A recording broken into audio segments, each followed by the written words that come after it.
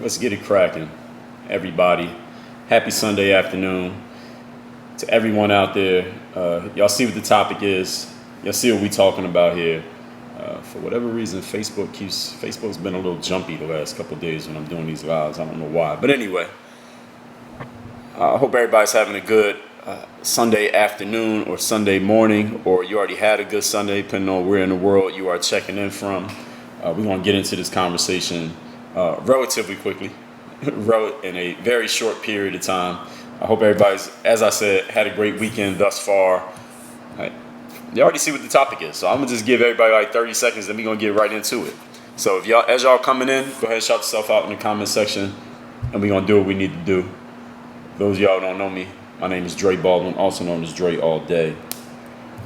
And I'll introduce myself formally in a moment. I'm going to give people a couple seconds to get in here, populate the room. I don't usually do my lives at this time of day, so I don't know if everybody is even ready for this, but we're going to talk about it here today. Maybe I'll talk about it on a different day again, who knows. I usually do my lives sometime in the evening on weekdays. I don't always even do lives on Sundays, but we're going to talk about this one here today because I saw something that happened that just happened yesterday, but it's related to a wider topic. So for those of y'all who don't know me, my name is Dre Baldwin, also known as Dre All Day, former 9-year pro athlete, author of 27 books, creator of this whole brand business philosophy. This company is called Work on Your Game. It's all about taking the mental tools necessary to be successful in sports and applying those same tools in life and applying those tools in your work, at work, in business, and whatever that you have going on. Today's topic, we're talking about how, and I had to shorten up the topic so I can make it simple enough to fit into the title here, but I'll explain the topic and what we're talking about verbally to y'all so y'all better understand what it is that I'm saying. What I'm talking about here today is not about white people. It's really about how any people who are not black but have decided to jump into this social justice warrior pool. And when I say social justice warrior, I'll explain what that means in a minute. How that is hurting the cause of black people in America right now. All right, so let's get a few things clear up front. All right, so if anybody, those of y'all who are listening to me right now, you see anybody come in the comments and they are questioning what I'm talking about here, y'all can clarify what I'm about to tell y'all right now. First of all, this live is not about white people.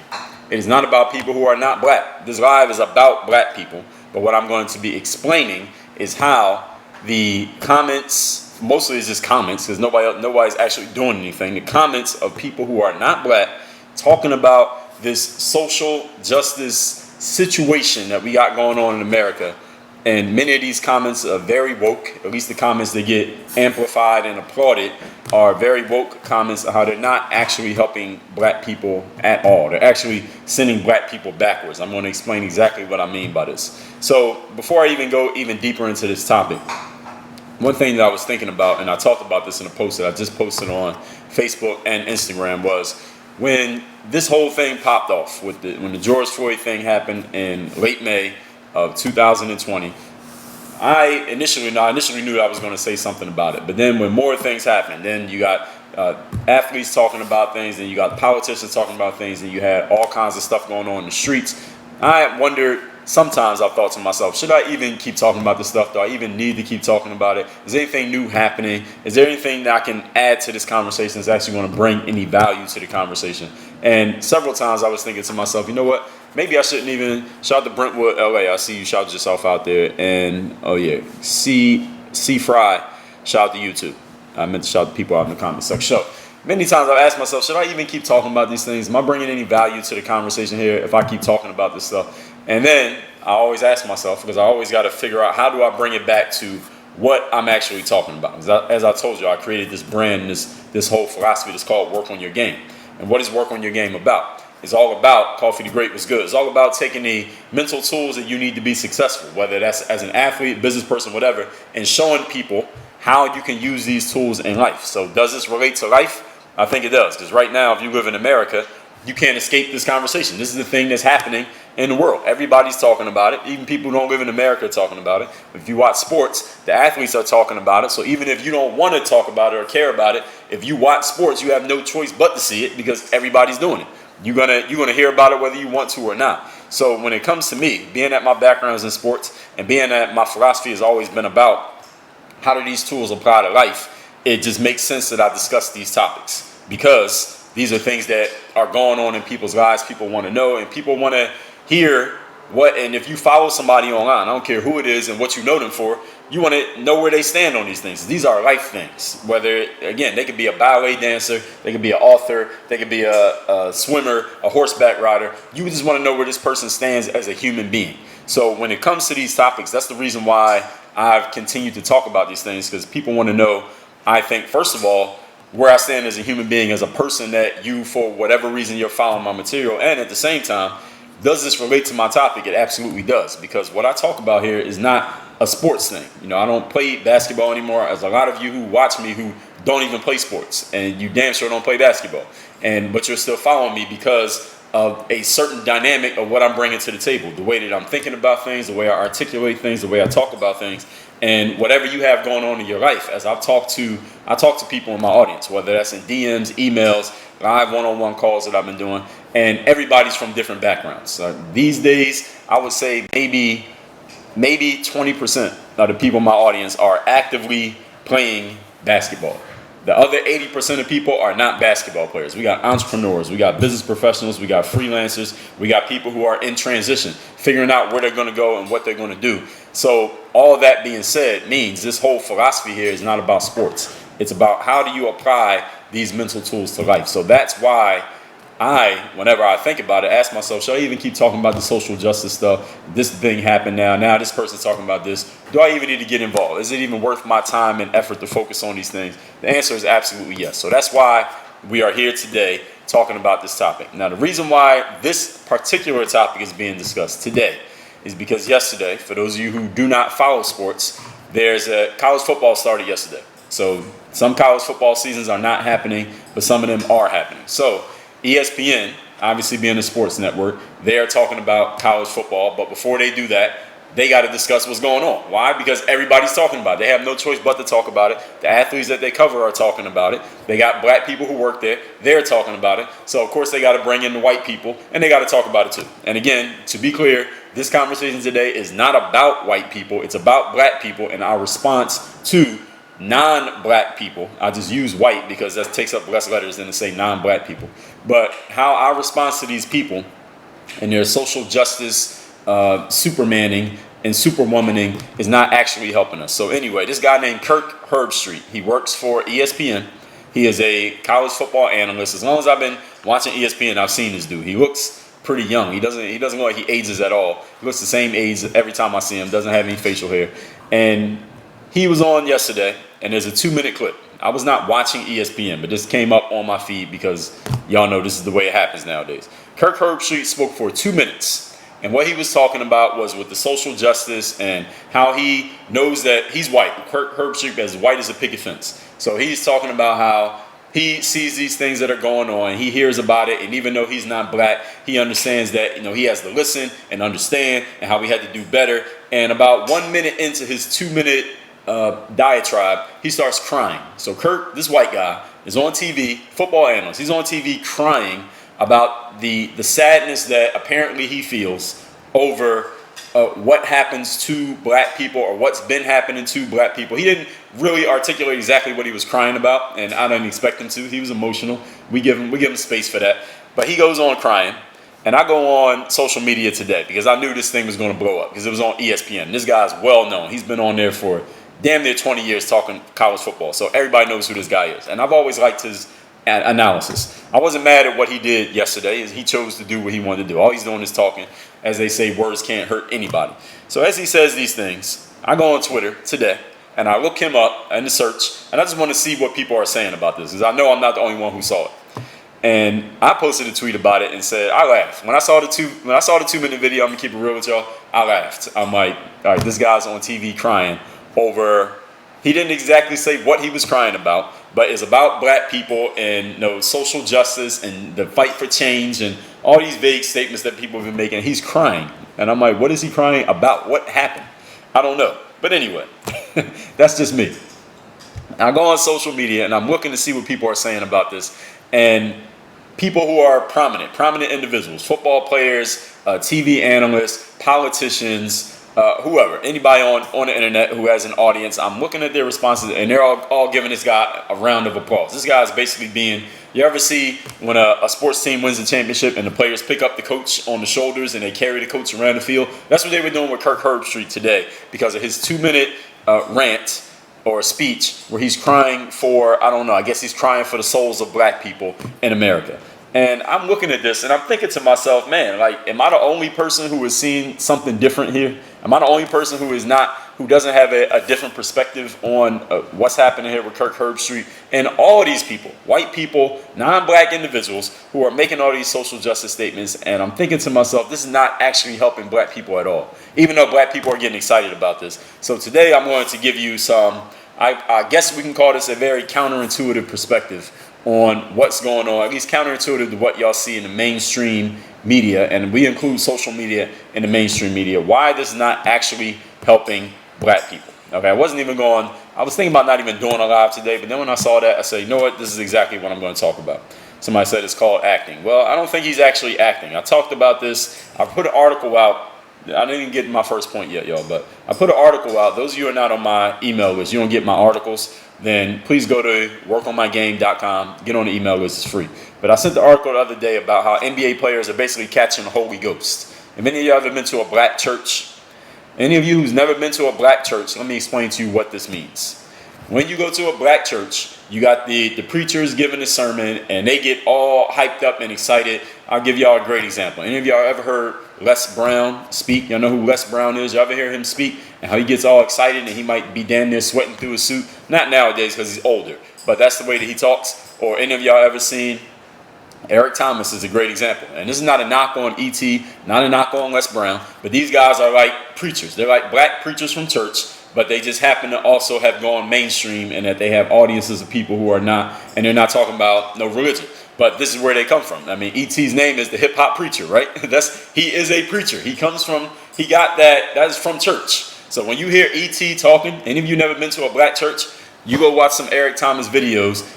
He's the kind of guy that is at the head of a church giving a sermon every Sunday. Like somebody like me, I wouldn't excite the congregation because I don't get too hyped up and I don't be all sweating and going crazy when I'm talking. I have energy, but I'm not like them. Like E.T. is like high energy. He be sweating at the end of it. He got to take a shower when he's done giving his presentations. Les Brown, same thing. And there's a whole bunch of other black guys. Y'all might not know all these guys, but they are like this. I'm telling you all that to say this. And again, not a diss to them. This is their style. It works for them. Obviously, they have fans. But in the black church, you got the preacher giving their sermon, and they're getting all hyped up and excited, and energy is contagious, right? So then other people in the congregation, in the room, who are sitting in the audience, they start getting all excited. Not everybody, but some people. And then catching the Holy Ghost is, I'm not going to try to explain this in any type of religious terms, so any of you who's super religious, don't hold me to this to be fact. But when people catch the Holy Ghost, it's like when they have this out-of-body experience. They are so caught up in the sermon and in the message that they're falling all over the ground. They're contorting their bodies in all these different types of directions. And they're just basically putting on a show.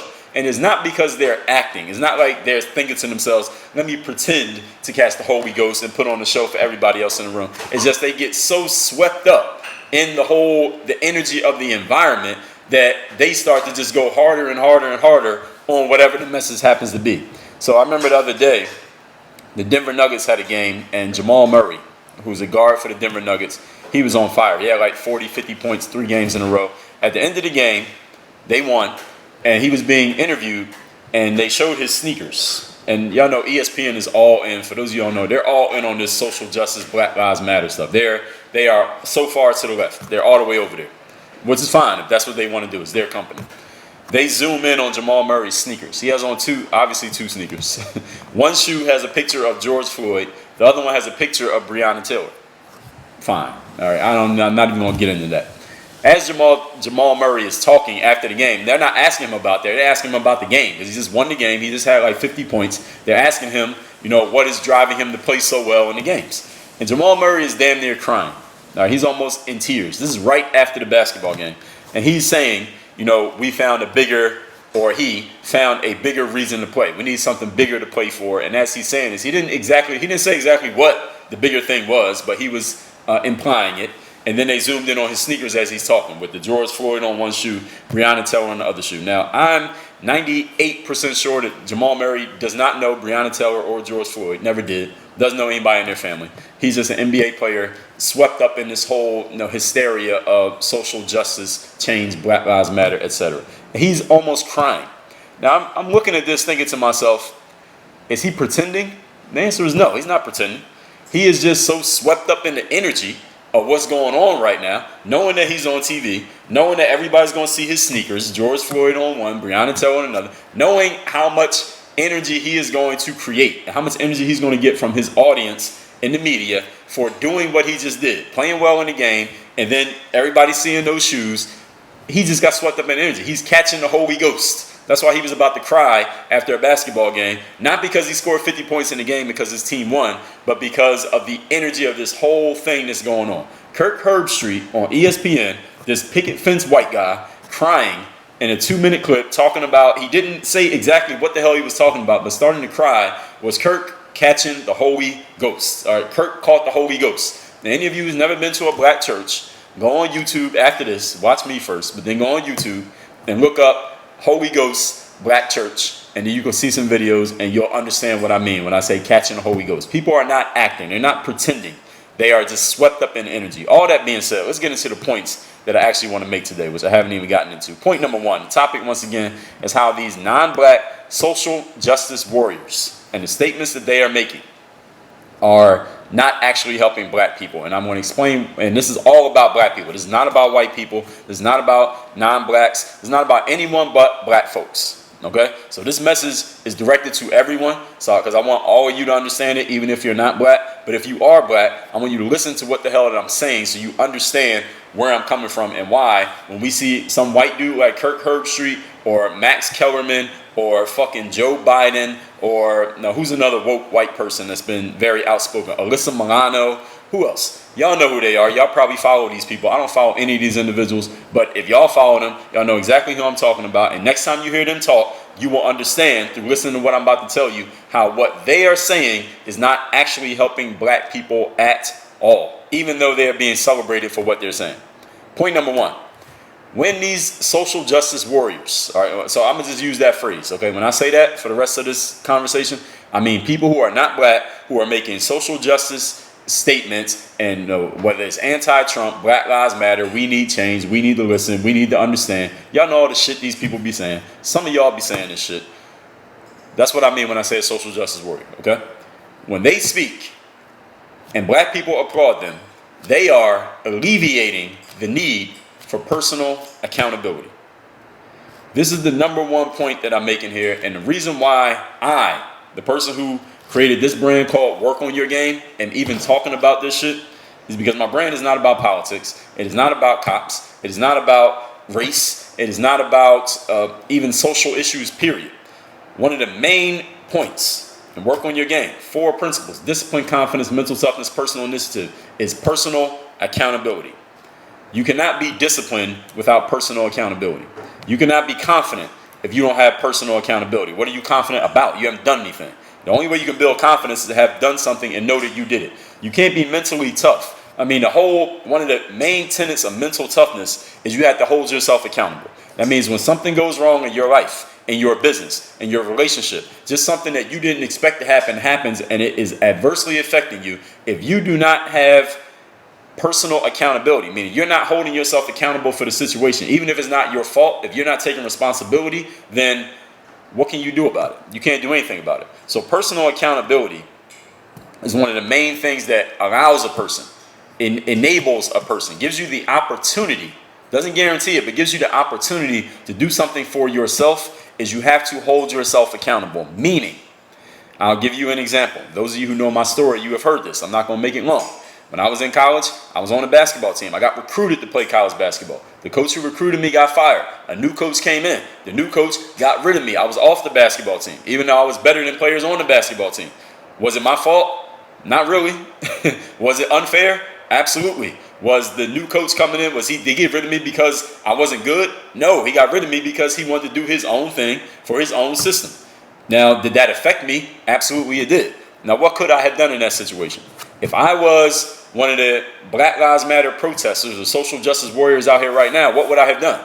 I would have maybe started a petition. Maybe I would have taken a knee on the sideline during the game. Maybe I would have went and complained to the athletic director. But the one thing I would not have done was what I actually did, was look myself in the mirror and say, okay, now I'm not on the team anymore. That's the objective reality. What can I do about this situation? That's what I asked myself. What can I do about this situation? All right, I can't change the coach's mind. I can't force myself onto the team because I don't have the power to do that. I can't really get anybody to join my cause and argue on my behalf. I can't change the situation. The situation is what it is. What can I do? And the answer was, all right, well, your college career is pretty much over. So if you want to prove you're good at ball, I guess you got to go to the next level. You got to go pro. And you got to make it pro. And it wasn't guaranteed that I would have made it. But I went and made it. So that allowed, because I was able to make it at the pro level in ball, that allowed me to take that little part of my story, that college thing, and make that a mere footnote in the story. Now that just became a stepping stone in the story. But had I quit, had I bitched about it, had I complained about it, had I just laid on the ground and done nothing and curled up in a ball like a bitch, my career would have ended right there.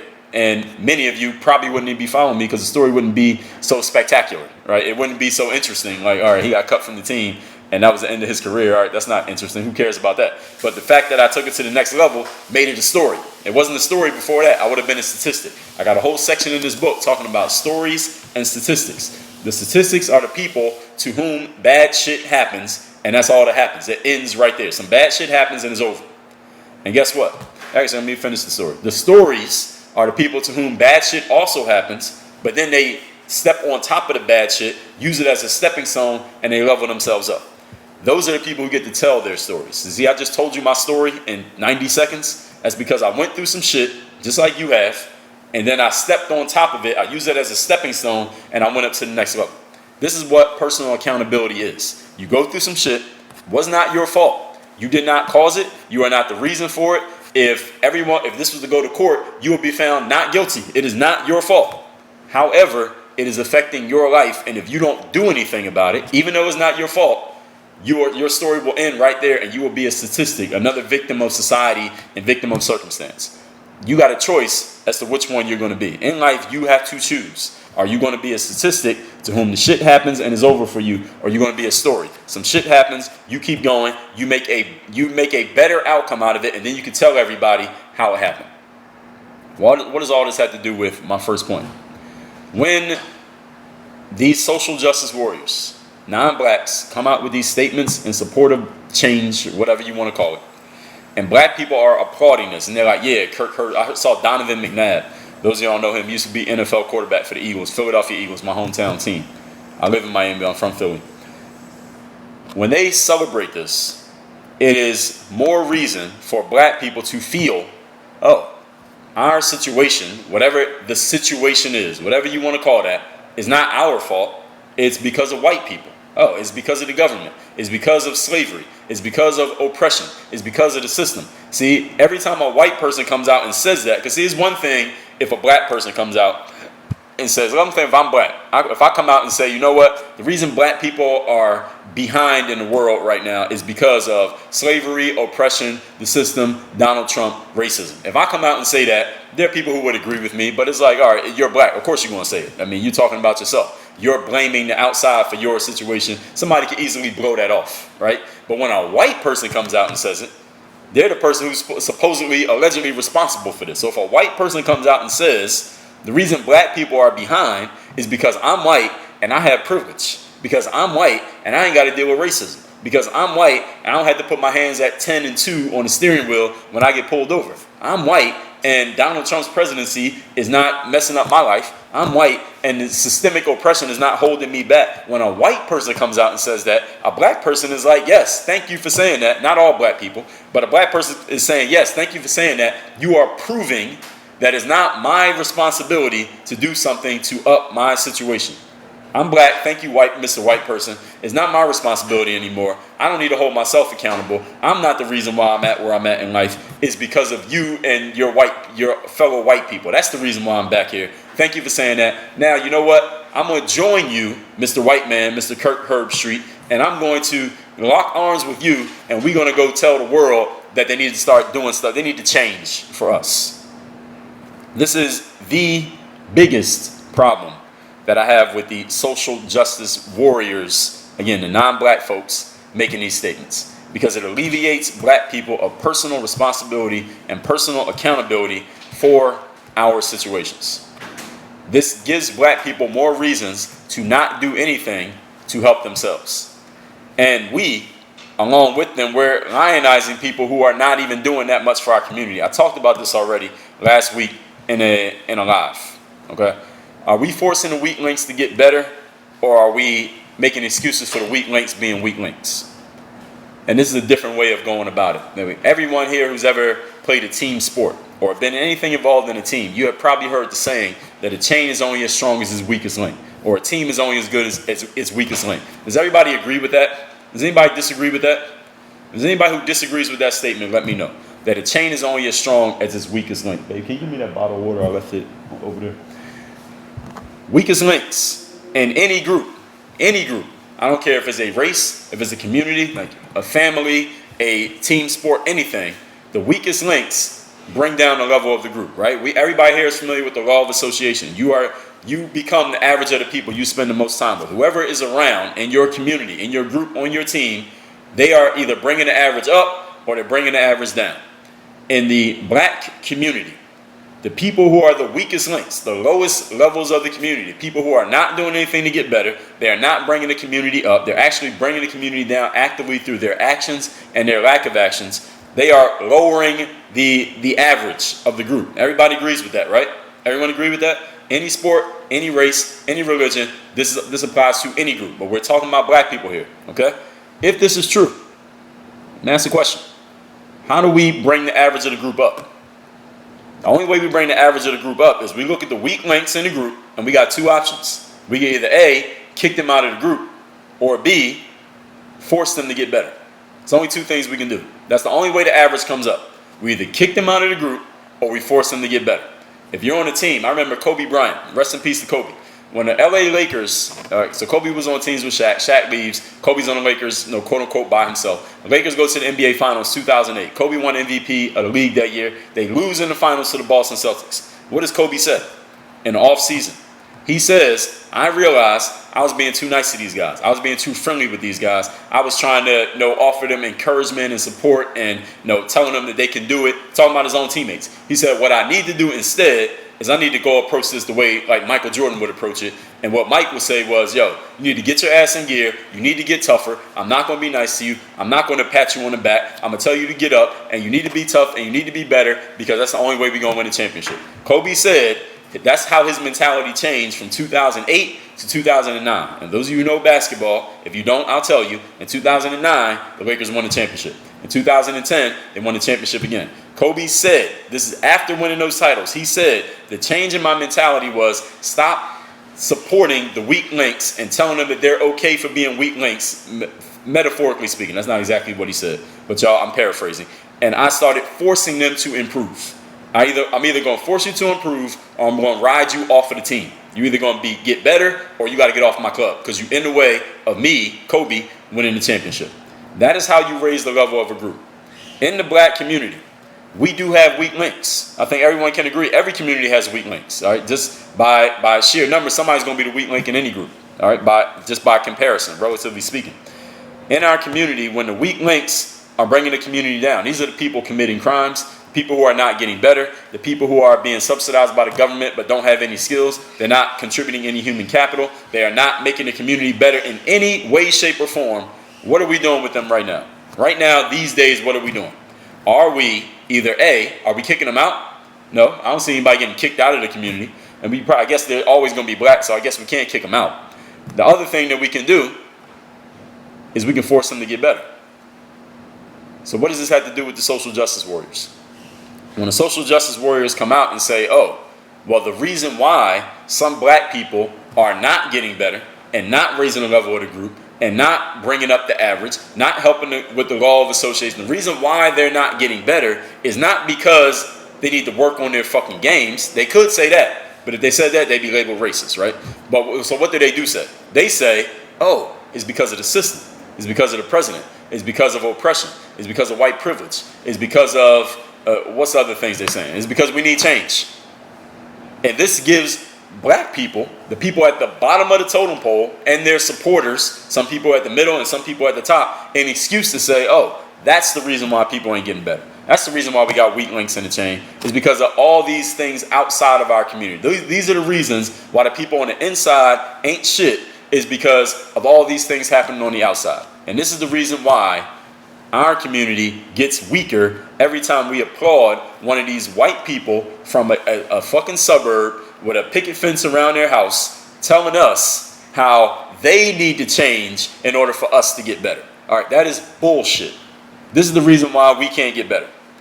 Well, some of us are getting better. The problem is the same pace that some of us are improving, a bunch of us are getting worse because we are being incentivized by these white people who have positive intentions. Again, they're not trying to bring us down. They have positive intentions to help black people, but the help that they are offering and we are accepting is making us worse. And the problem is a whole bunch of people, prominent people, well-known people, well-meaning black folks, are not looking in the mirror and saying, you know what, we as black folks need to tighten our shit up. They are joining arms with other black folks, prominent, smart, successful black people. These are not no dummies. Successful black people are saying, you know what, yeah, you're right. White oppression, white privilege, systemic racism, the government, we need to vote, we need to do, these are the things that are going to cause a change in our communities. It is incorrect. This is not the case. When the weak links die out, that makes the community stronger because we got rid of the weak links. But if we're not forcing the weak links to get better, and if we're not killing them, we are not killing them. We're not talking about the cops. If we're not going to kill them ourselves, then they got to either get better or they're going to keep holding us down. It's one or the other. And this has nothing to do, again, I will say this again, this has nothing to do with white people or anybody who is not in the black community. But those of you who are not part of the black community, I want y'all to understand what is going on here. I know you've probably heard plenty of messages from people with different opinions from me, but I'm going to give you this opinion because I got to make sure we're putting this out clearly. I got to make sure y'all understand there's more than one side to this conversation, even though if you just look on social media or TV, you might think there's only one side of the conversation. Many black people are all too happy to receive this quote-unquote support from the outside of people who ain't got nothing to do with our communities. They ain't doing nothing in our communities, and it ain't their responsibility to be in our communities. We can do for self. The problem is we ain't doing it. Let's move on to point number 2. Reinforcing the narratives. This is the second reason why I do not like when I hear these social justice warrior, non-white folks speaking up in quote-unquote support of black people that they have to change, as if that's the reason why black people got problems. Oh, because we as white people, me with my suit on working at ESPN, I need to change. That will help everything for black people. Me and all the other white people like me. When we change, that's when black people will get better. All right, this as a side note, all right, that's the most condescending piece of shit that I don't understand. What I don't get is how black people can be happy about this. When a white person comes on TV or on their Instagram or on Twitter or on a stage at some award show and they say, we as white people, we need to change so we can help black people out. Do y'all understand what they're actually saying? They're saying that the only way black people can get better is if us white people do something to help them out. In other words, they can't do anything for themselves. We got to do something. Me on my TV show, me at the award show, me on ESPN, me with my Twitter account, I, white person, need to do something so that black people can improve. Because if I don't do anything, black people are going to keep losing. All right. So in other words, black people need us. We need to do something in order to help black people out. All right, black people can't do for self. Do you ever hear a black person say that about white people? Damn, you know what? We need to change so white people can improve in America. White people's situation would get better if we would just change. Us black people, we gotta recognize this. We gotta talk about this. You know, we gotta make sure we do our part. We gotta listen to the problems that white people have. That way they can improve. How condescending is that? And what's crazy is black people are happy to hear this. This is the part that every time I hear it, I'm just trying to figure it out. And I've been trying to figure this out it's been a little over 90 days now since George Floyd first happened, right? I'm just trying to figure this out. How black people are so happy to hear a white person say that the only way y'all can improve is if me and my fellow white people start helping y'all out. Without us, y'all are fucked up. Y'all dead. Without us, it's a wrap for y'all. All right, so let us help you out, white people. I just watched the video of a woman I'm not going to say this woman's name because I don't know her, and she is respected by some people whom I respect. So I'm not going to say her name. But anyway, she had a video that she put out where she was basically saying, no, these white people need to recognize, they need to say these things, they need to do these things, they need to put skin in the game to help black people, because these are the things that we as black people are going through. The woman is black. These are the things that we, and she was speaking for all black people, ostensibly, that we are going through. And she was reinforcing this point. She said it very articulately. She has an audience of people who support her and know her, and she seems like a very respectable, upstanding lady. She's not a bad person. But the point that she was making was indoctrinating black people with this concept that we need white people to do some things and say some things and recognize some things.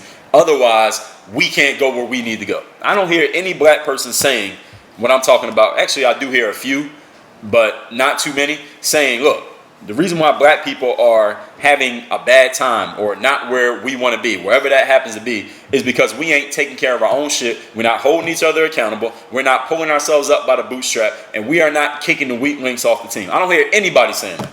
I remember Bill Cosby said this like 15 years ago in a speech. And I know Bill Cosby, great example, right? But one of the things that he said was that, black people, he was basically taking black people to task in this speech he gave a while ago. I don't remember where he was speaking at. Some of y'all know what I'm talking about. Now, he made some statements that he went a little bit over the top. But generally what he was saying was black people need to hold themselves accountable. And people got mad at him for saying that, believe it or not. And this is way before the woke era. This is like over 10 years ago. This is way before that. And people just didn't want to hear it. So this has nothing to do with right now. It's not about the cops or Donald Trump. This is way before all that. And people were saying these things. And why is this with black people? Man, there's so many theories. I could talk all day about that. Let's move on to point number 2. Topic here today is how these social justice warriors are not helping black people when they're making these statements that black people are happy about. It is reinforcing narratives that are not the real issues for black people. Now, I've already discussed this in another live that I did about a week ago.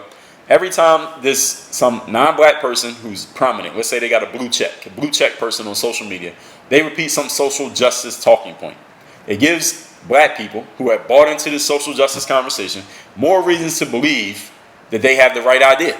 It's not our fault. It's not my fault that our black schools are producing students who are graduating in 12th grade, but they're on a 6th grade reading level.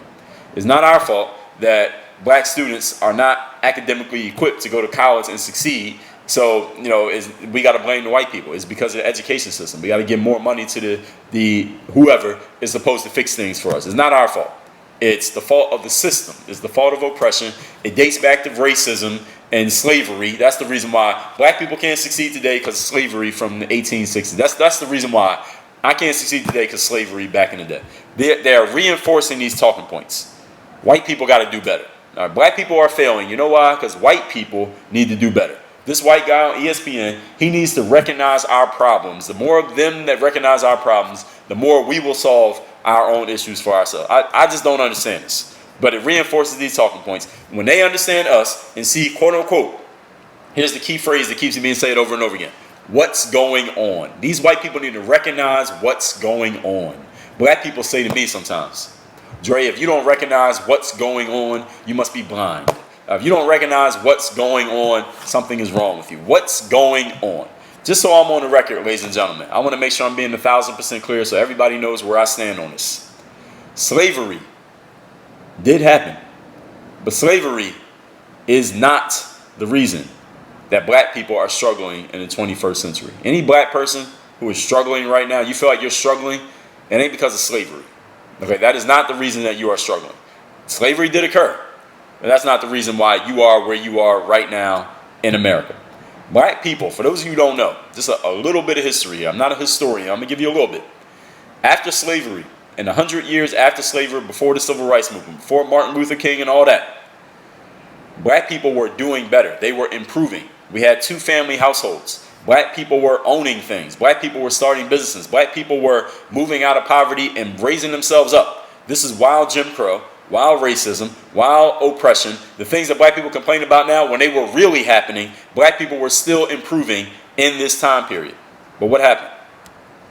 This is when white people started appointing themselves to help black people via policies and reinforcing excuses that some black people have been using. There were white people who said, President said, Lyndon Johnson, we have done black people wrong back in the day with slavery and Jim Crow now and all these things. we need to fix this by putting some policies out to help these black people out. He meant well, but those policies told black people, some of them, those who were not doing for self, told them, oh, you know what? That white man's right. That's the reason why I'm failing in life right now, because white people were doing me wrong. That's why I'm failing. So, let me sit back and wait for this white man and his friends to fix things for me. And this has led to a mentality. It wasn't about the actions. It led to a mentality of black people not feeling like they needed to do for themselves and not taking care of their own situations. And this is what allowed many blacks to become dependent on the government through programs such as welfare. Nowadays, through social justice. Now people are dependent on the government. That's why they're outside in the street marching. They're not building anything. They're burning things down, waiting for the government to do something for them. And if y'all think Joe Biden's going to do it, good luck. Here's the problem. If every time you have a problem, there's somebody else's issue to fix, you'll always have a problem. Point number 3. And I will address comments at the end of this live. I'm on my 3rd point. I only got 3 points. So after this, I'll address comments. Number 3, social media and the mainstream media.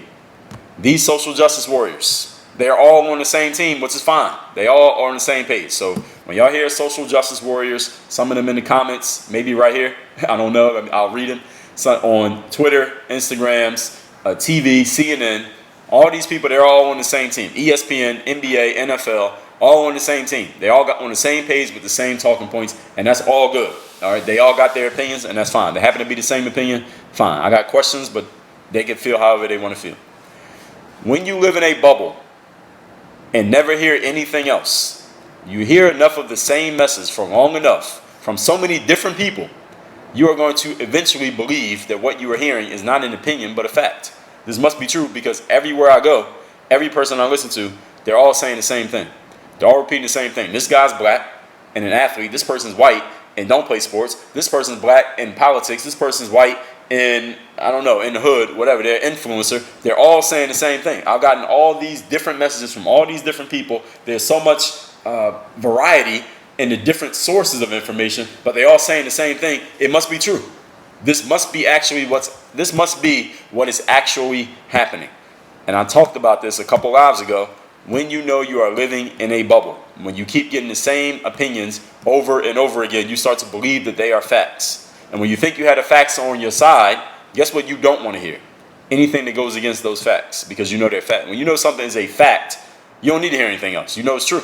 You can prove it. You got 10, 20 sources, all different people, all saying the same thing. How could it possibly not be true? I think personally, as black people, we're headed for trouble on many fronts in such a way that it's not obvious. It's clear to somebody like myself, but it's not clear to, I would say, a majority of black people that I've seen online. I don't know all black people. There's millions of us, but the ones that I've seen online, the people I've seen making the most noise with the biggest megaphones and posting about this stuff, we are headed in a direction that once we get there, we're not going to be able to turn around. That's the way that I see things right now. After hearing what Kirk Herbstreit, this white man on ESPN, had to say yesterday, I searched on Twitter to see what people are saying. All I found was a whole bunch of people agreeing with him and co-signing him and clapping for him, which is fine. I mean, it's just words on one front, but on the other side, it's reinforcing to a lot of black folks that we don't need to look at ourselves. And this whole movement these days, I've talked about this before too, is about change, right? Everyone can agree that the movement is about change, or the quote unquote, I got to use air quotes when I say movement, because it's not going anywhere. It's not a movement unless there's a destination. But let's say that this movement, if we called it that, is about change. Here's the thing about change, people. I will say this many times more in the future. Change is not about what everybody else needs to do. Change is about what you need to do. Change is not some white man saying, I feel sorry for black people, so let me show you my tears and tell you how we have to change to help you out. That's bullshit. Any self-respecting black person shouldn't have been happy about what Kirk Herbstreit said yesterday. You don't have to be mad at him. I ain't mad at Kirk Herbstreit, but all due respect, Kirk Herbstreit, I don't give a fuck what you got to say about black people. You ain't black. You ain't in the community. You ain't in the hood. You ain't never been in the hood. You ain't from the hood. Who the fuck cares what you got to say about black people? You work for ESPN with a suit on every Saturday for the last 20 years. What the fuck do you know about the black community? Nothing. So you're crying, and we supposed to be happy? Like, y'all still falling for this shit in 2020? Really? Here's what I suggest any of you black people do. First of all, go to Amazon or a library and read some books so y'all can learn what's been going on. Like, people like to give me that phrase, what's been going on forever. All right, if you want to know what's been going on, you can't get it from tweets and Instagram captions. Go read some books. Go on YouTube. Go listen to some conversations of historians, people who've been writing and talking about stuff for years with black people. Black people saying it. Go listen to these conversations. I can recommend you some names and learn what's been going on. You want to mention what's been going on? Go find out what's really been going on. Stop letting some white person on ESPN who ain't got a choice but to talk one way. All right, you ever heard anybody on ESPN say they support Donald Trump? How many employees y'all think ESPN got? 10,000? How many people y'all think work at ESPN? 10,000? You tell me it ain't one Donald Trump supporter amongst 10,000 people working there? But if it is, they ain't allowed to come on TV. If it is, they ain't allowed to say it out loud. Statistically speaking, it's impossible to name one person of all those people that come on ESPN every day talking, ain't one of them a supporter of Donald Trump. Ain't one of them who got some questions, critical questions about the whole social justice, Black Lives Matter movement. Not one person. All those people, all those networks ESPN got, they on TV 24 hours a day. Not one person. Y'all think, is that possible? Do any of y'all think that's statistically possible? Of course it's not possible. Why you only hear one message though? So, if you think somebody's blind because they got a different opinion from you, maybe you're the one blind because you got the same opinion. That's all you're hearing. I just challenge you to think. That's what I aim to do. One of the things that this whole philosophy is about is challenging people to look at things differently from how you've been looking at them and question your own beliefs, question your own opinions, question where you got your information from, and question your sources. And maybe expand your sources so maybe you get some different information. And hopefully I provide enough evidence for why I'm saying what I'm saying. But if anybody has a question, go ahead and post it in the comment section. I'll be glad to address it. All that being said, before I do that, I'm going to take a sip of this water. And then I'm going to tell you about this book right here, how you can get it for free. And then I'm going to answer questions, and I'll recap my points. So, for those who came in the middle, y'all can watch this again. I'll post it when it's done. This book right here is called The Mirror of Motivation, Self-Guide to Self-Discipline. This is a great book for the topic we're talking about here. Actually, this is a great book for every topic I talk about here. Self-Guide to Self-Discipline. And you see the title is The Mirror. Everybody knows what a mirror is, right? What happens when you look in a mirror? You see yourself. Not the white people out there, not the cops, not the president, not the system, not oppression, not white privilege. You see yourself when you look in the mirror. This book is a starting point for everyone out there who has goals and understands hard work, but you haven't asked yourself a key question: who do I need to be? What type of person do I need to become while I'm doing this hard work so I can achieve my outcomes? That's what the Mirror Motivation is about. I will give you this book for free. All you need to do is cover the shipping. I will ship this book worldwide, anywhere you live. We got envelopes, UPS trucks, airplanes, all that. So anywhere you live, doesn't matter where it is, we will ship you this book. Mirrorofmotivation.com is the website. Same as the title. Excuse me, just take out the word the. Mirrorofmotivation.com. The book's paid for.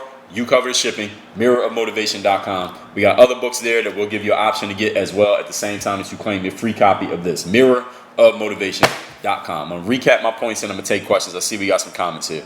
The topic today was how non-black social justice warriors, these are people who are repeating all these social justice talking points, but they're not black, and how black people get excited about this. How does it actually not helping black people? Quickly, number one, it alleviates the need for personal accountability amongst blacks. Black people don't feel accountable for their own situation as a whole, simply because these white people keep coming out and telling us how they are the reason why black people are behind, which is bullshit and it's so ridiculous, it's crazy.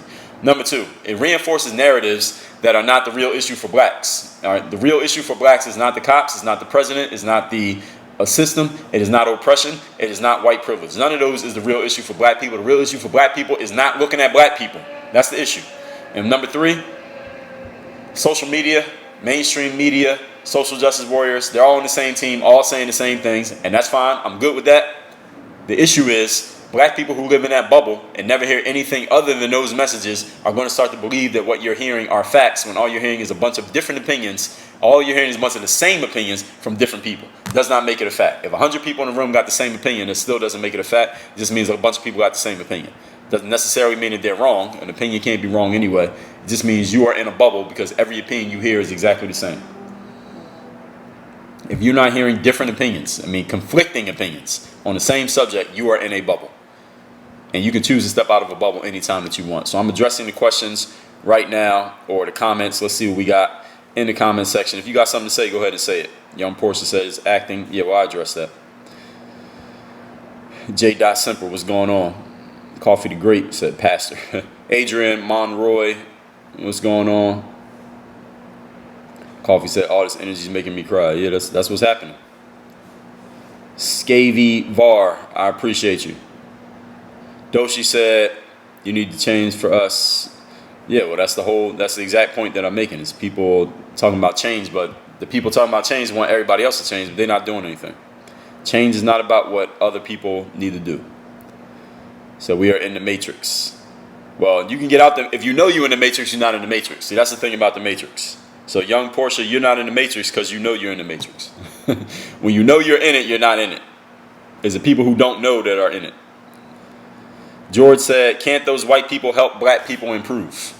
Could they? Maybe. How? George Jackson, I'm interested to hear how you feel. How can a white person help black people improve? And why can't black people just do it for themselves? Why do we don't need white people to help us improve? I don't think black people need white people. A white person can help if they want, but black people do not need white people to improve. Black people are improving just fine, even during Jim Crow, even during a lack of civil rights, after slavery. They were improving just fine until white people started creating policies and systems to help black people out. And guess what's happening right now in 2020? Policies and systems to help black people out. History repeats itself. Coffee says, how would they even help? Is donating money the only way? Donating money wouldn't even help. Coffee the Great, you're asking a good question. How would they help? It's not about donating money. Listen, if you give $1 million to a broke-minded black person, that broke-minded black person will be broke again in a year. Give them 10 million. They'll be broke again. It might take a little bit longer. They'll be broke all over again. You give a bum money, they still going to be a bum. They're going to be a bum with money, and pretty soon they'll just go back to just being a bum with no money. It is not about giving money. People think giving money. Look, any of you ever grown up without one of your parents, but the parent always gave money, but the parent was never around, but they were giving money? Was that worth it? Or did you appreciate it? Like, damn, my dad was never around, but he gave money. Now, was that worth it? Did that make up for it? Of course not. So it's not about giving money.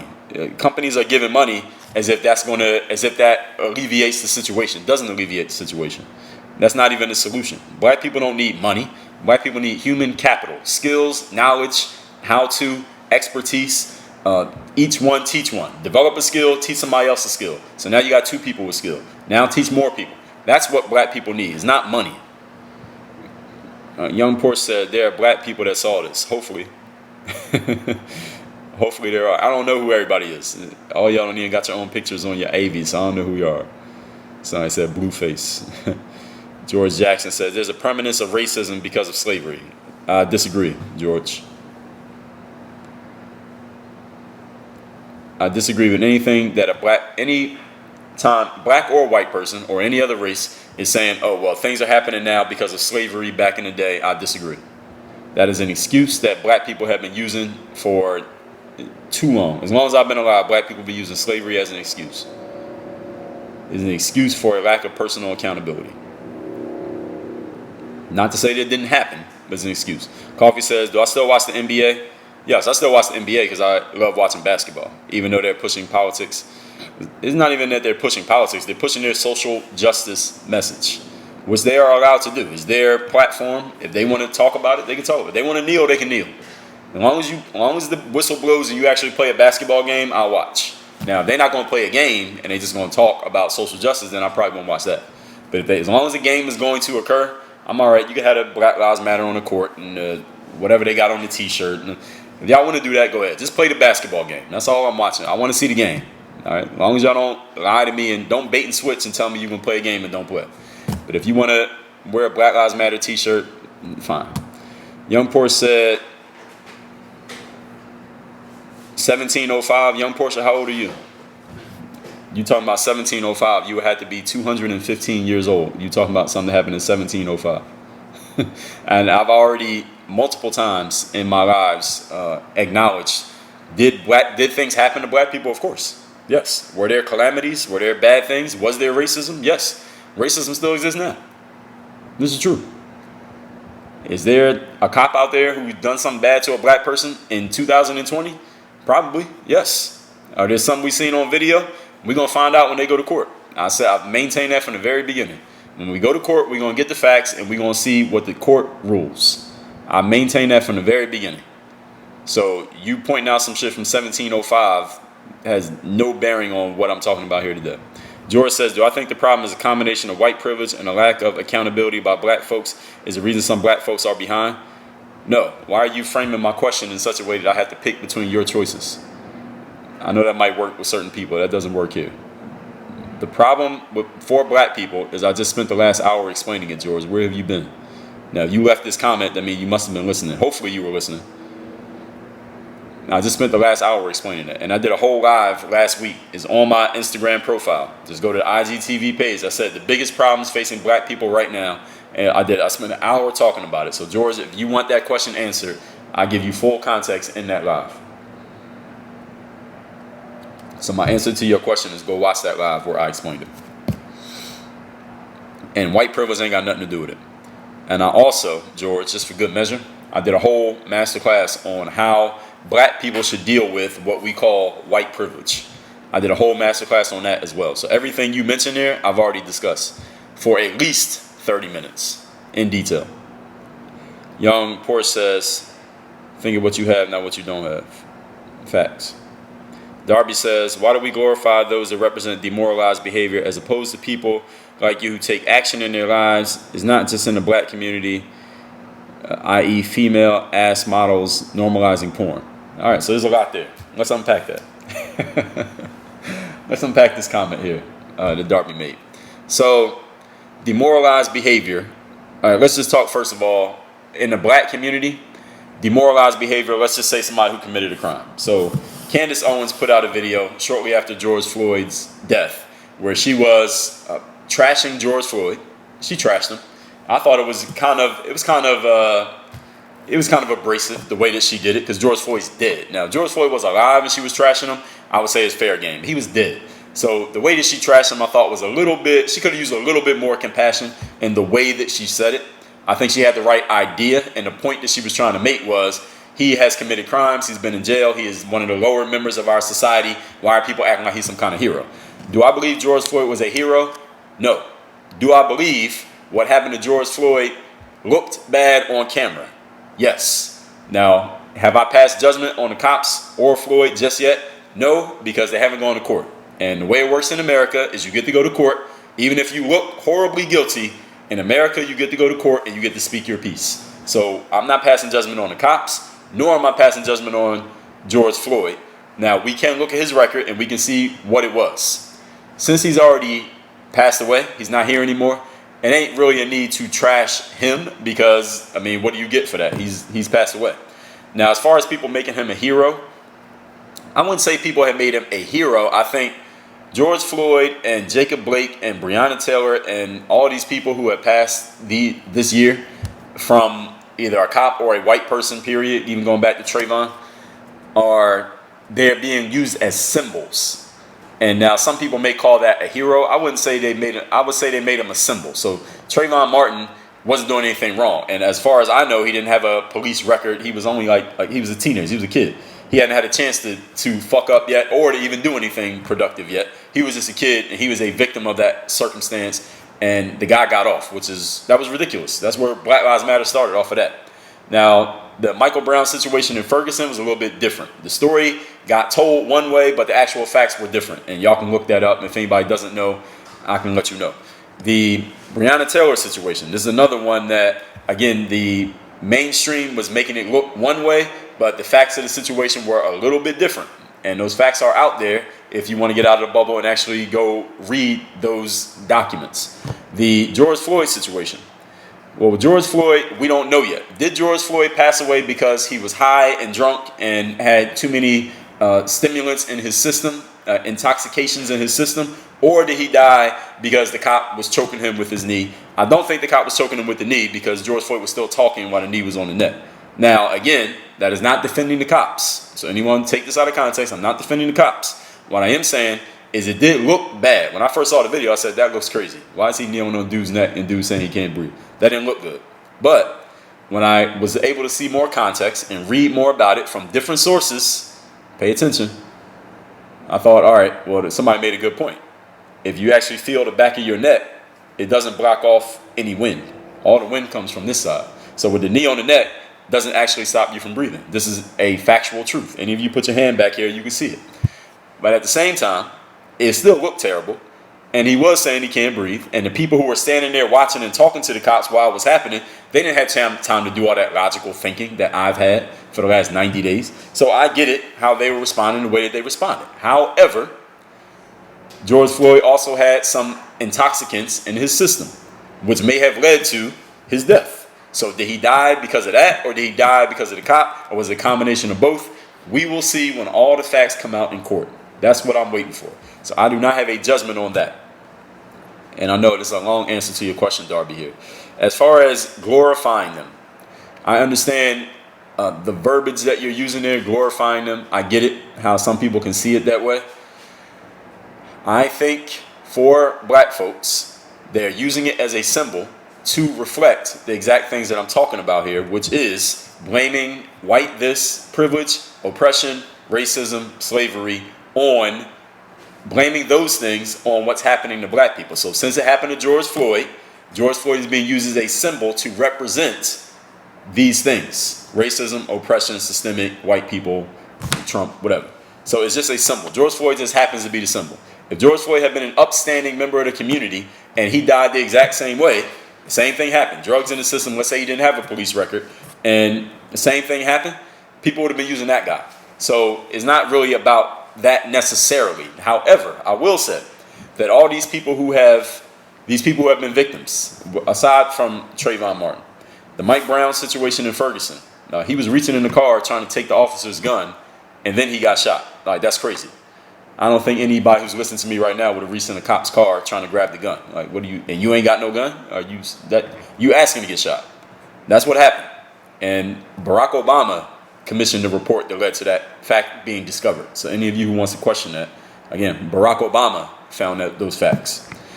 The Trayvon Martin situation, again, that was just fucked up in every direction. And the guy who shot him was not a cop, by the way. The George Floyd situation. George Floyd was he resisting arrest? Yes. Now, does that mean he should have died? Of course not. Now, did he do something? This is something that I've said privately to my friends. He did something that led to the cop's response, that led to the knee on his neck. He wouldn't get in the cop car. And that led him to having the knee on his neck. He wouldn't get in the cop car. He was resisting getting in the car, even though he was already handcuffed, which tells me that there was something going on in his mind that was not normal. That's what tells me about George Floyd. But I want to hear more facts about that. The Brianna Taylor situation. She was in the game. She had supported a guy who was a drug dealer, let him use her house to receive mail, and that's why her name and her house was on the warrant. And that's why the cops busted in that house, because her house was on the warrant because she had been assisting a dude who was a drug dealer. And that dude has been talking on the phone from jail, talking about that situation, and those documents are out on the internet. Y'all can go find them and read them yourself. There's a lot of documents, y'all can read those. But she was in the game. Now, that's not to say she deserved to die. This guy, Jacob Blake, Wisconsin, he was already wanted for sexual assault charge. He had a criminal record, criminal history. He had his kids with him in that car where he got shot at, right? His kids was with him, and the cops was trying to arrest him, and he wouldn't let the cops arrest him or stop him or whatever they were trying to do. And then he went to get in the car with the cops still trying to stop him. Again, that tells me something might not have been right in this man's mind. Like, you got your kids with you. Why would you bring your kids you don't want your kids nowhere around any type of situation with a cop. Why would you even do that? So something tells me something was not right in this man's mind at the time that he was doing what he was doing. I want to hear him speak. I don't think he's spoken since the shooting. I haven't heard him say anything. I heard his family talk. I want to hear what he got to say, because he's still alive. These other people are dead. I want to hear what he has to say in that situation. So as far as those, when you say glorifying, Darby, I think, again, I'll say for the fourth time, using them as a symbol. And as far as black people pulling themselves up and taking action, it's not a matter of just one person doing it. It has to be the energy of the community. Everybody has to be thinking this way for it to go this way. Right now, a lot of it is directed towards government, oppression, racism, etc. And I think Donald Trump is a symbol of what a lot of people are mad about right now. So if Donald Trump wins in November, people have 4 more years to complain about stuff. And I think that's what's going to happen. I think if he wins, which I had predicted that he will, not that I necessarily want it to happen, that's what I think is going to happen, black people and social justice warriors will have 4 more years of something they can bitch about. If he loses and Biden wins, now I already know what I'm going to talk about. If Donald Trump loses, I'm going to hold black people to task and say, okay, Donald Trump ain't the president no more, so now what you got to complain about? I'm going to ask that question on November 4th. So y'all can stay tuned for that if that happens. But if he wins, I got conversation for that as well. Now, the other thing that you said it's not just the black community, it's female ass models normalizing porn. Now, Darby, I'm gonna counter you on that point. Okay, porn is not illegal. Now, the drug dealing is illegal. All right, robbing people and home invasions are illegal. And fighting the cops when they're trying to arrest you is not illegal, but it's probably stupid because they got guns and you don't. Those are just stupid things to do. Porn is not illegal. Porn is legal. Porn is a huge industry. So if someone wants to be an ass model on Instagram, they are not breaking the law. So that we can't analogize an ass model with a drug dealer. Those are not the same thing. All right, so I gotta give you a little bit of pushback on that one, Darby. Hopefully that answers your question though. Sports Lover said, you mentioned subsidized housing. Is that a bad thing? Sports Lover, I did not mention subsidized housing. I don't know what you were listening to. I did not mention that phrase not one time in this live. Is it a bad thing because I have my own low-income studio? Yeah, so you're going to have to ask me a different question because I did not say that. Let's see. Doshi says, how many other people do you know around you who think similar? Oh, I know many. They don't broadcast the way that I do, but there are people who agree and there are people who disagree. I know people who disagree with the things that I'm saying right now and people who agree. Doshi says, think similar, meaning how you observe anything with an open mind and smart. I don't know if that's a question. Darby said, glorify not necessarily the individuals focused on by BLM, but demoralized behavior in general via music, social media, etc. I understand what you're saying. Like things that don't necessarily, like you might not necessarily, like I don't have a problem with an ass model on Instagram, but if I had a daughter, I probably wouldn't want her to become one. I get what you're saying. But at the same time, it is legal if they want to do that. And that goes back to what I said in a live I did last week, which is the biggest challenges for black people in general is the lack of the nuclear family. Because when you have 2 parents at home and they're active parents and they're raising you, you're probably not going to grow up glorifying demoralized behavior, even though you can appreciate it. Listen, I'm a man. I appreciate female ass models on Instagram. Okay, I appreciate them. Doesn't mean I would not want my daughter to be one, or my sister, or my mom, and I probably wouldn't make a girlfriend out of one of them, but I appreciate their presence, okay? But the reason why I can say that is because I was raised in a household with 2 parents, and I understand the stuff that I can appreciate as entertainment versus stuff that I should actually do, all right? You understand the difference? I can listen to Jay-Z and 50 Cent and Tupac and Biggie and Future and Lil Wayne, and I can appreciate the shit that they talk about, and I can know the words to the songs, but it doesn't mean I'm going to go out and do it. Now, I'm not going to drink what Future raps about drinking. I'm not going to sell what Jay-Z raps about selling. I'm not going to go shoot people like 50 Cent raps about shooting people, but I can still love their music, and the reason why I can separate the two is because I was raised by people who had some sense, and they taught that sense to me. So I can separate, I can draw a line between them. All right, when I get done with this live, I'm going to turn on some 50 Cent and some Jay-Z. But it doesn't mean I'm going to go do what they talk about. All right, who knows? And you understand what I'm saying. But there are other people who grow up without those influences, those strong influences at home, and they hear Future or Lil Wayne or 50, and they go out and they think they got to go be that. It's because of the family structure. Who are you being raised by? Or who are your influences? Actually, is the better question. Who are your main influences? It don't even have to be who's at home, because you might not even have both parents at home, but if you have the right influences, you can still have your shit together.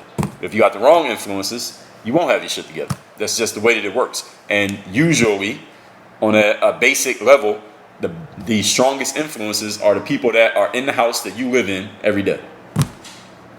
And those are usually parents. Hopefully that answers your question even further. George says, What do I think about the fact that some black people don't even get the chance at court because they get killed before court? Like who? Who are you talking about, George? Darby says, yeah, I wasn't talking about crime, but demoralized behavior. I get it. I get what you're saying. Hopefully, did that answer your question, Darby? JoJo says, how are you? I'm doing good, JoJo. Thank you for coming in. Young Port says it's a mentality thing. It's a little bit more than that. Coffee said, no, he wasn't talking to me. Let's see. Darby says, emulate that behavior. Yeah, I mean, so that's exactly what I'm saying. So it's the influences that we have around us, and social media is an influence. I mean, that's why people who get popular on social media, they call them an influencer, right? You have influence over people. So when you get to that point and you know you have people listening to you, whether as a parent and you got a child listening to you, or you're on the internet and you got 1 million people listening to you, the things that you say there are some people who are listening to what you say and they're going to go do exactly what you're saying. There's some people who listen to it like me. I can appreciate it and say, all right, that's cool, but I'm not going to go do that. And there are other people who listen to it and say, you know what, I'm going to go do it because this person is successful and I don't have anybody else around me who's successful showing me anything. So you know what, I'm going to do what Lil Wayne said. I'm going to do what Jay-Z said. And they're going to go do it. So it really depends. It's not about the people on the internet. By the time a person gets to the internet or to television or even to school to listen to what other people got to say, they already got an upbringing from whoever raised them. And that's going to affect them way more. Like, my mom's a teacher. And actually, my sister's a teacher as well.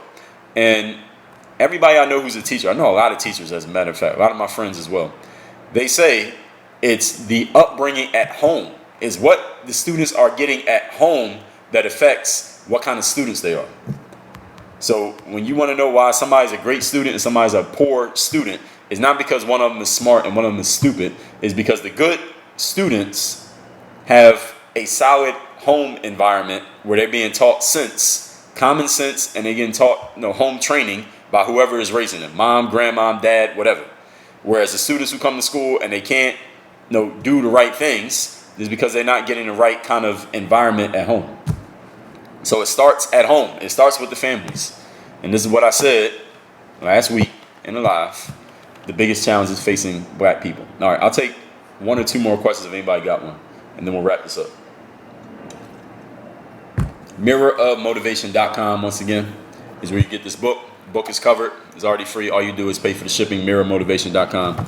Brandon says, you don't want any of their help. I guess he's referring to white people. Just for principal purposes. Not that we need it. Just join late. I'll watch the replay. What I'm saying is, I believe, and the way I explained it, Brandon, and you'll see on the replay, that I believe it's condescending when a social justice warrior white person says we need to listen more and help out black people, as if black people can't take care of themselves. I believe the white person is positively intentioned. They have good intentions, that they want to help. They want to do something positive. They see it's going on. They can't act like it's not happening, so they feel like they got to say something. All good. However, it's not about the white people. I'm not mad at a white person for making that statement. What I'm saying is, black people, I don't understand how black people get so excited when a white person makes that statement. I'm like, yo, how is a white person making this statement about they need to listen and black people getting excited? Like, yo, we don't need their help. It's cool if they want to offer it. The point is, black people need to learn to do for self. I did a live on this like 3 days ago. How to do for self. Black people were doing great at this until white people, and this is about 60 years ago, they started saying, we need to help black people out. And a bunch of black people said, oh, let me stop trying to help myself because these white people are going to help me. And that mentality still exists to this very day, 60 years later.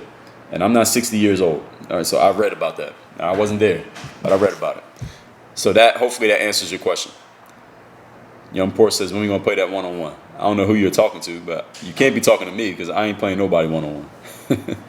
All right, so again, mirrorofmotivation.com. The book is already paid for. All you do is cover the shipping. If you like what you heard here today, I do these lives every single day. It's not always on the same topic. It's not always this long. It's on different subjects. I do a masterclass every single day.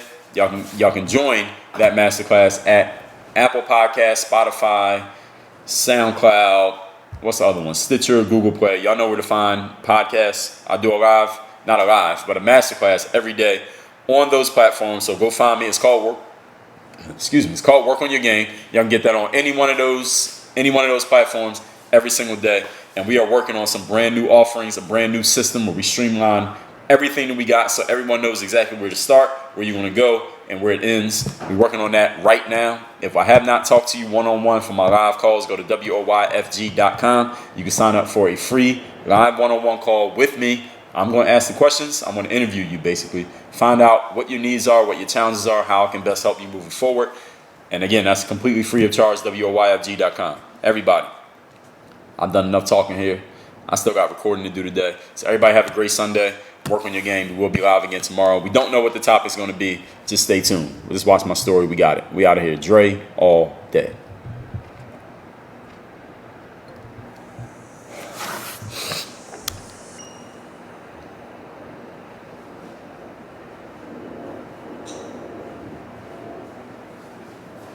Is that enough talking?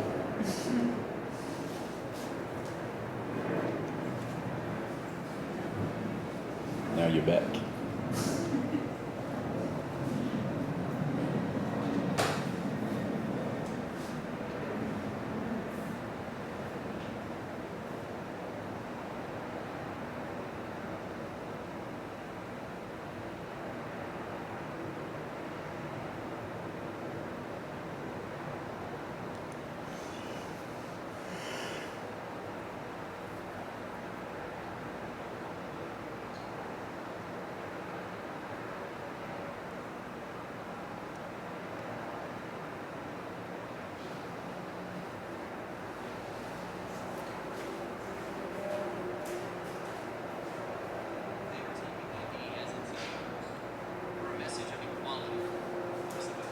Salad came out really good. I enjoyed it.